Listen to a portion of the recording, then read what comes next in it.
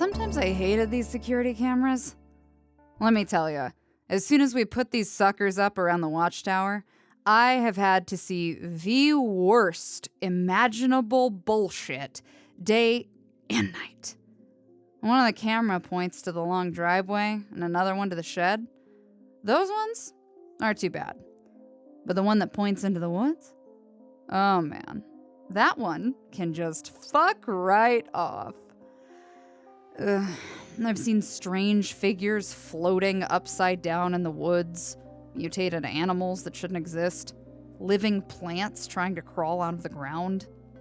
You know, the other day I saw a deer with its head on backwards, staring directly at the camera for like an hour before I started throwing rocks just to chase it away. You know the worst part? It started throwing the rocks back. God, it's just gotten so much worse lately. The day after the fog reached the town, I saw a procession of pale figures wandering blindly through the trees in a straight line. I called the police chief asking what we should do in case these people were still alive, but he said it was too late, and I had to let it go. Sometimes the camera picks up another one joining the ghost parade, all heading towards the same direction. But just this once, I was thankful. After all, I wouldn't have noticed that Daniel was running through the woods if not for that view into the trees. It saved us both a bit of time that night. Once I got Dan into the broadcasting room and locked the place up safely, he decided to stay. I tried to get him to let me drive him home, but he said he didn't want to be by himself all night. My shift was almost over anyways. Later that evening, when Finn arrived for his turn in the watchtower, Daniel filled him in on all of the details. You were out there? Up the mountain? At night? Finn didn't even let Dan finish his story before he was already fussing, ready to hit him with a rolled-up newspaper. Buddy? Dan put his hands up defensively. Yes and yes, okay? I think I was sleepwalking. I don't know. I've never done it before. All I know is that I was in my bed one moment and the next I was standing in the middle of the woods and something was chasing me. Finn was pacing back and forth. I could tell from the frustrated grit of his teeth and the wrinkle between his eyebrows that he was craving a cigarette right now just to get through the stress of having to deal with a couple of dim-wits like us. His hair was getting grayer every day. Sorry, buddy. This mess is all yours. He pinched the bridge of his crooked, twice-broken nose, letting the stress wash out of him. So you've never really been a sleepwalker? He asked as he sipped from a travel mug. No, never. This is my first time in my whole life. Daniel shrugged. Well, there was this one time when I was a kid, and apparently I took off all my clothes and I crawled on top of the fridge, but I didn't remember any. Finn rolled his eyes and gave an annoyed groan, his shoulders sinking. Dan, enough. We're being serious right now. Did you do anything different yesterday?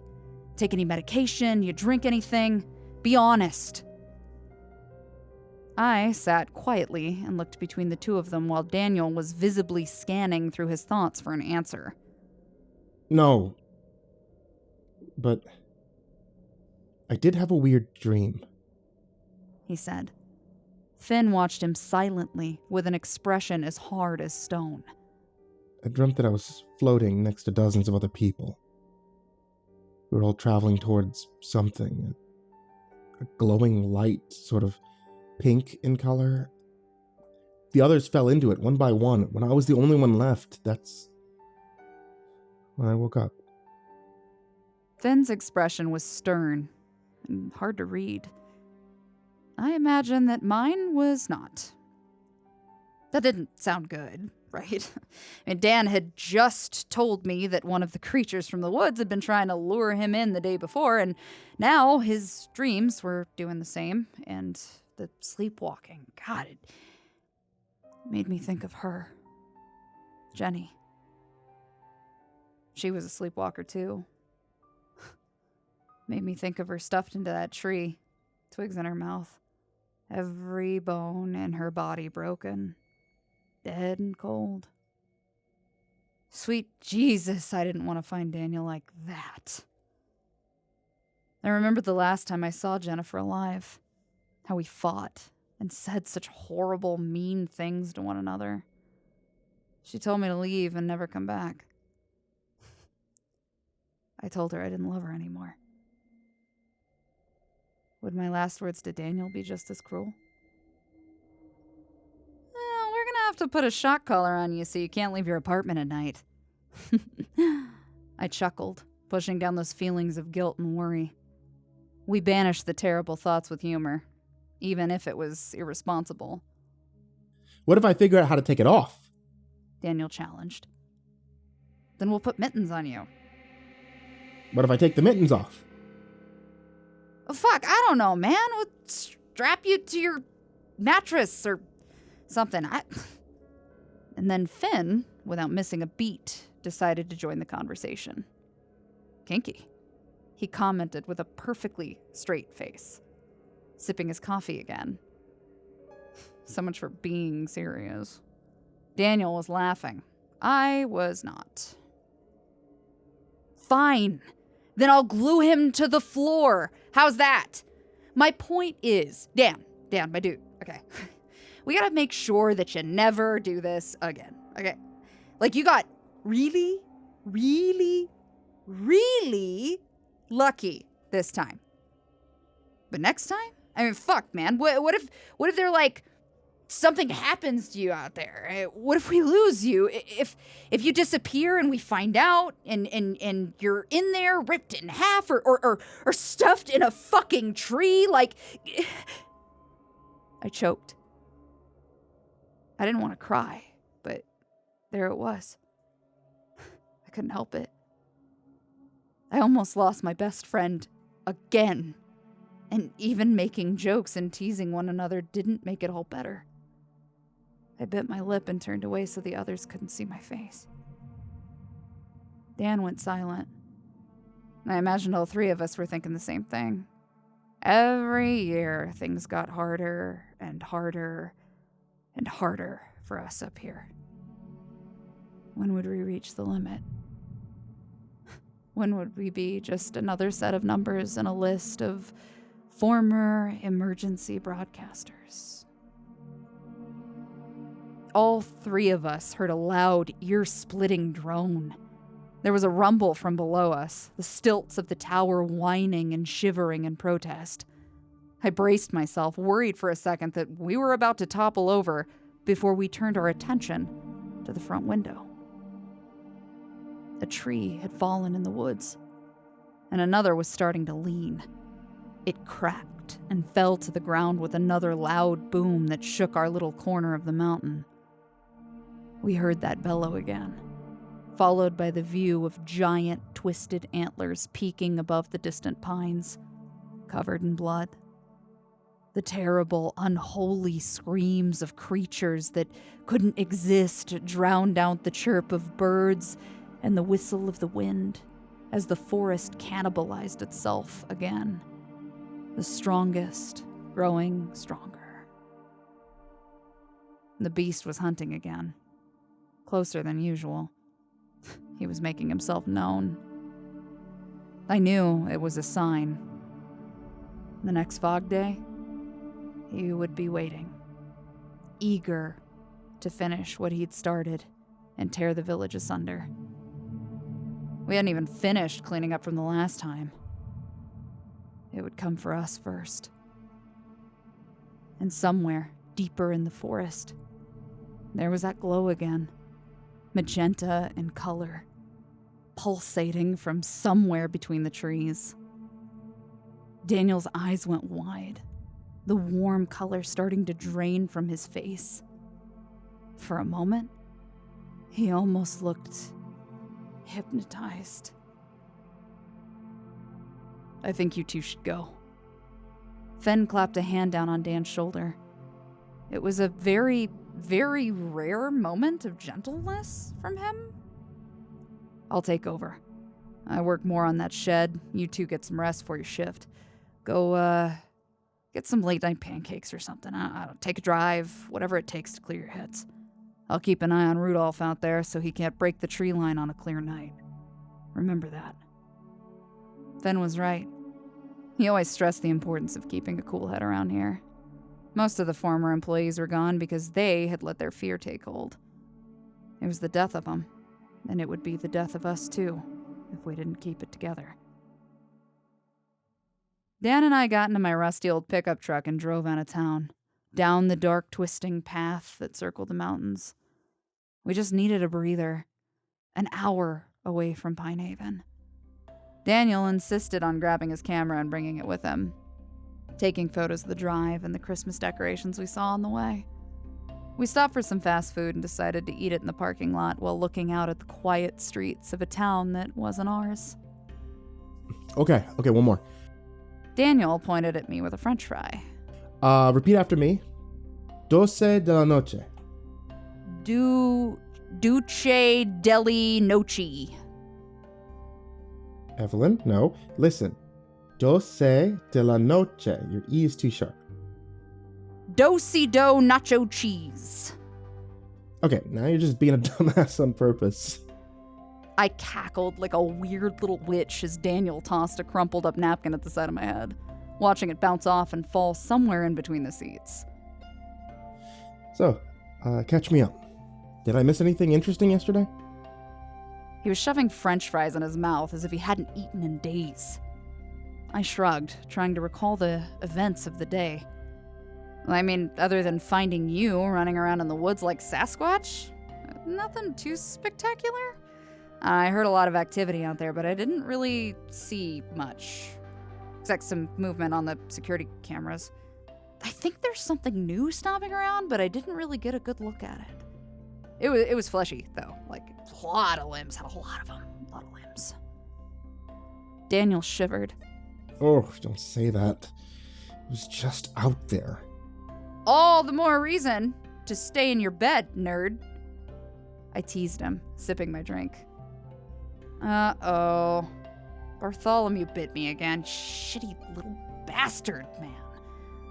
Look at my finger. Dan inspected the bandage around my middle finger. Oh, you poor sweet baby. He said sarcastically. He wouldn't bite you if you didn't piss at him so much. Oh, I know. I tossed a french fry at Dan. We both laughed. And Daniel threw a fry right back that hit me square in the nose. Great. Now I had a greasy, salty nose and a dirty truck. I can't help it. I live to be a pest. Speaking of pests, though, there's been like a fuck ton of bugs on the windows since yesterday. I counted like 460 wasps before I got bored. Daniel made a small of interest, chewing his burger. I thought all the bugs were supposed to be dead and in hell by now. You and me both, I said with a snort. I liked this. We weren't talking about the fog. We weren't talking about what happened last night. I knew it was in Daniel's mind, as it always was, but just this once, I didn't want him to obsess over it. Just this once, I wanted him to eat a fucking burger in peace. Soon after, we went back home and I walked with Dan to his apartment. We talked on our way up the stairs, trying to distract ourselves with holiday decorating plans. I insisted on getting Big Boy's head mounted and putting Christmas lights on it, but Daniel quickly reminded me that even if we could take down the beast, that his head probably wouldn't fit in the tiny building. So then we got to Dan's door. He reached into his bag and pulled out a spare set of keys. Here. Just in case you ever, need to get to my place when I'm not here, or if there's an emergency, or if I go missing, or... Thanks, Dan. I interrupted him, taking the keys. I think we'll be okay, but, thanks. We said goodnight and parted ways. And for the first time, I was more afraid for my friend out here than I was afraid for the one in the tower tonight. When I fell into bed, I had a dream. It started out as a memory. We were parked at the edge of the woods, my dad and I, sitting in the bed of a pickup truck. I looked over at him. His thick red beard, his suntanned face covered in freckles. He was wearing his coat, orange with yellow stripes. We were watching smoke rise in the distance. "Why are you setting fires in the woods?" I asked curiously, kicking my little legs back and forth. One of my shoes was untied. "Won't the animals get hurt?" He laughed. It was a deep belly laugh, quiet and low. "Don't you worry now, Ginger Snap. None of the animals are getting hurt. It's called a controlled burn. We have to do them now and then to get rid of things that are old and dead so they won't cause problems." I scrunched my mouth to one side. I assumed he meant dead trees, dead plants. Problems like wildfires? My dad stared out into the trees, slowly nodding. "Yeah, baby, like wildfires." He was quiet for a long moment before he looked at me and smiled. "Here, I got something for you." He jumped down and started to pull the sleeves of his coat off, a thermal shirt underneath. He handed it to me. It was heavy, smelling like smoke, gasoline, and pine. "It's big now, but you'll grow into it," he said. "You hold on to that here. One day it'll be an old antique and it'll remind you of me when you're grown." I was too young to catch the sadness in his voice, that low Virginia drawl laced with years of regret. The finality of it all. I looked down at the coat with a smile, bringing it up to my face and closing my eyes. "Thanks, Papa," I said, breathing in the scent of the woods, the fires. "I'll take good care of..." When I looked up, he wasn't there anymore. An ill wind blew, tickling the back of my neck and rustling the dead autumn leaves on the ground. I was looking into the trees. Miles and miles of untamed wilderness, smoke rising from its depths. And right there at the tree line, where the forest met the empty dirt, a mountain lion stood completely still, watching me from afar. It had a new face, a miserable, painfully twisted, human face. When I woke up, I felt a draft. The crack in my window had gotten even bigger, and the freezing wind was whistling through it.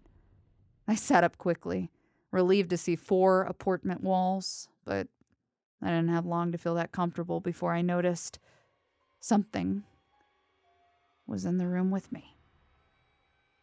The shadow in the corner. It was hunched on all 4s, thin and emaciated. It shivered, weak and cold, and I could see the glow of eyes against a face that was obscured by the dark. It wheezed, struggling to breathe through old, rotten lungs. "Get out!" I hissed, my heart racing. I grabbed my pillow and threw it into the corner at its feet. "Get out!" When I turned on the light, it was gone. He was gone. But was he ever really? Even after he had disappeared, I could still smell the rot in the air. It was a sickening mixture of dead flesh, gasoline, and smoke. And where the vision once stood, I saw a black stain in the carpet that wasn't there before, burning through the fibers. No matter how hard I try, it won't go away. They will never go away. If you're listening to this, I need you to understand something. I'm only sharing the stream because I need you to know why I did what I did next. All I could think about was that night after graduation, about how badly I wanted to forget that grotesque, terrible face. Once upon a time, I drank my life away just to forget the look in his eyes as he begged for death. And how he groaned and whined with 2 separate voices when I wouldn't give it to him. I grabbed the tequila from the kitchen and I drank so much that I made myself sick. Did I enjoy it? Fuck no. I hated every second of it and I felt nothing but shame. But it was the only way to finally get myself to fall asleep. I didn't have any dreams for the rest of the night. I mean, sure, I woke up feeling like shit. I knew I would. But for a very brief moment in time, my brain was completely quiet. When morning arrived and I got ready for work, nursing a terrible headache the whole time, Daniel was already waiting at the bottom of the stairwell. You know, to be honest, a part of me was afraid that he wasn't going to be there, but he looked okay. He was freshly bathed, well rested. He had his shoes on the right feet and everything, honestly. I mean, when I got closer, I realized he had a bow tie with Christmas lights on it. Oh, dear Lord, he was charging up. He was about to change into his most powerful final form. One thing you have to know about Danny, he is absolutely insufferable around the holidays. Hey, Sleeping Beauty. Any impromptu hikes last night? I asked as I met him at the bottom of the stairs. Nope, slept like a baby. He said proudly, snapping his suspenders. How about you? Did you get some rest, bud? I heaved a big sigh and nodded my head. Yeah, I slept pretty good, yeah. Hey, I think we still got donuts or something at the station. I could go for a donut right now. I could go for several donuts. We took my car to the station, and even though it smelled like day-old French fries, when we arrived, we found Finn on a ladder, fiddling with something outside the shed. What's going on? Daniel asked, squinting at a small device stuck to the wall. New security cameras? Yep, Finn said, hopping down off the ladder and clapping his hands together. He had a cigarette hanging out of his mouth, clenched between his teeth. One on the tree, right over there. Totally busted. Something must have caught on to what it was and destroyed it last night. Found it in pieces, tossed it into the clearing. Like it wanted you to find it. Daniel said softly. His eyes were focused on the tree line. One specific spot in particular, to be exact. There was nothing there but the shadows cast by the pines and the glitter of falling snow. I noticed the way his expression turned uneasy, and I gave him a quick pat on the arm. Come on, champ, I said. Let's go inside. Before we could step away, Fenn cleared his throat and stepped out in front of me, turning his eyes to Daniel for just a moment. Dan, go on ahead. Evelyn and I need to talk for a second. I noticed the way Dan looked between the two of us, as if wondering if something was wrong. I thought the exact same thing.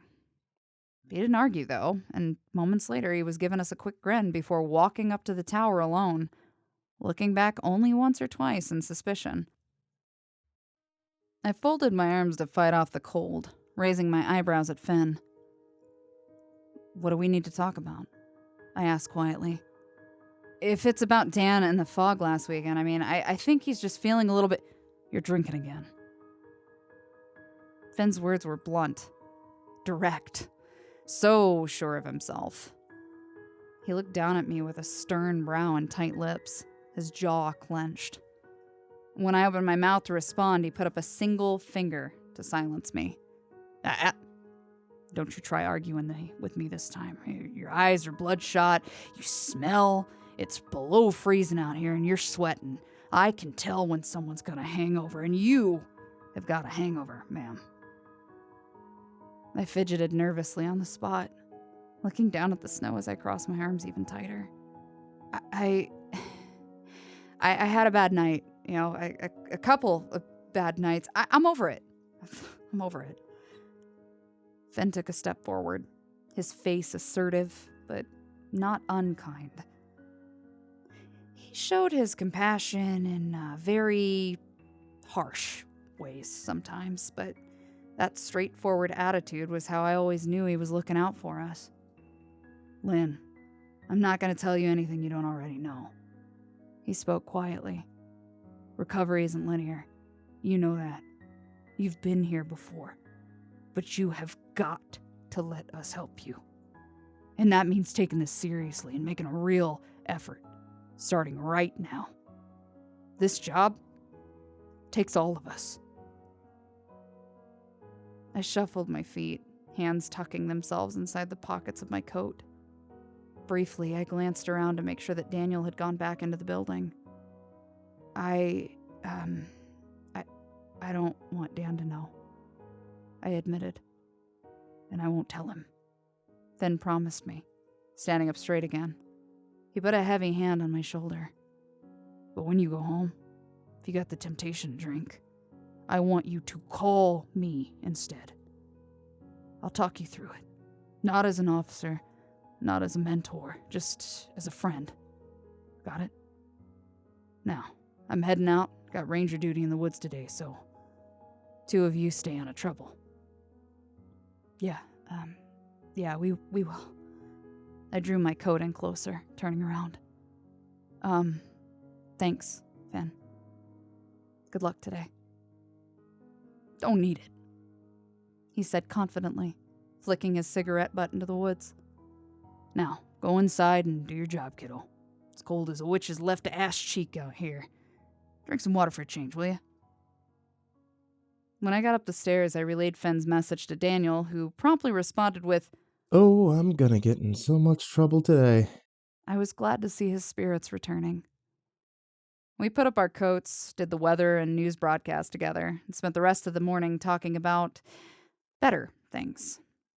We talked about the holidays, we talked about what ranger duties Fen could have had, and whether or not it included battling animals in hand-to-hand combat. I sketched a little picture of Fen punching an elk in the throat, and we hung it up on the corkboard. Strange, isn't it? This codependent relationship we have with this tower. Everything about Pine Haven sucks, and I hate it. And I wish I could just burn it to the ground. But when we're up here, we have a purpose. We have something to occupy our minds. Up here, we're important. Around noon, we got a call. I answered it, half expecting it to be someone asking more about the missing people. Instead, all I heard was a high-pitched buzz. I tapped on the headset, thinking maybe it was just a little interference. Hello? I called out. Daniel was looking at me with narrowed eyes, and then glanced at the console to try to see the number. Didn't show up. Rather, it was just 7 zeros on the screen. At first, there was silence.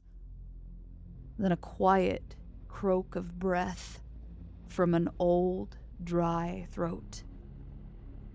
It was quiet. So quiet, I held the headset closer to my ears. And then the buzzing began again. I tapped the headset again, and immediately felt a sharp sting to the inside of my ear.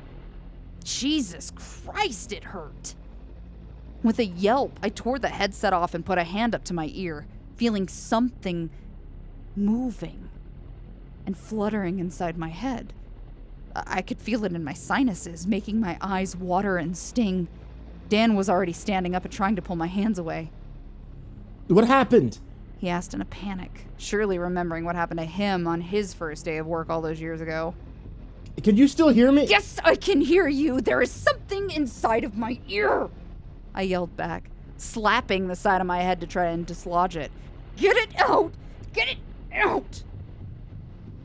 Daniel grabbed my head, both hands squishing the sides of my skull to hold me still as he looked inside my ear canal. Okay, I'm looking. Could you try to hold still for 2 seconds, please? I did as I was told. Oh, the feeling of something wiggling down inside my ear was the worst sensation I could possibly describe. Well, maybe second place. It was like an itch I couldn't scratch, chilling my spine and tickling the tubes and cavities I couldn't reach. Ugh. Just as bad was the feeling of Daniel sticking a finger in the side of my head and digging around, trying to grab something. I think I got it. Daniel exclaimed, quickly pulling something out and cupping it in his hands. I heard the buzz a little weaker now, and that fluttering sensation was gone. All it left behind was a sharp stinging against my tragus. It's a wasp. Daniel looked between his fingers, getting his eye way too close to the insect for comfort. Oh shit, it's angry. He quickly headed for the fire escape, disabling the alarm and slipping outside to release the insect before it started stinging him too. I followed after him and propped open the fire escape, a hand over my ear as it started to swell. God damn, it hurt. Daniel and I watched the wasp fly off, making its way towards the tree line. You know, I should have been a little surprised that he didn't just smash the damn thing and call it a day, but that wasn't what Danny Boy was all about. Even after years of torment in this godforsaken hellhole, he remained one of the gentlest people I'd ever known. I respected him for that. He was a better person than I was.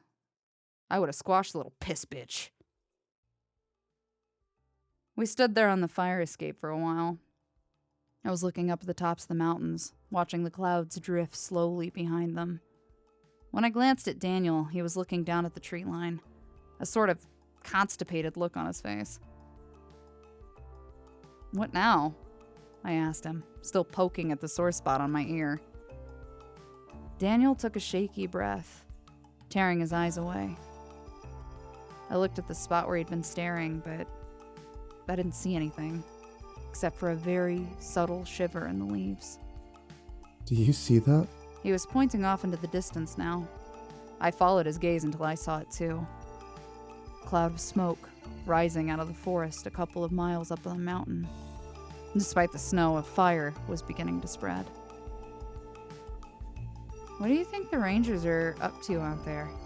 I asked, a strange wave of dread passing through me as I wondered how far that blaze would go, and if we'd have to evacuate if it got any closer. I don't know, Dan said. but let's hope they know what they're doing.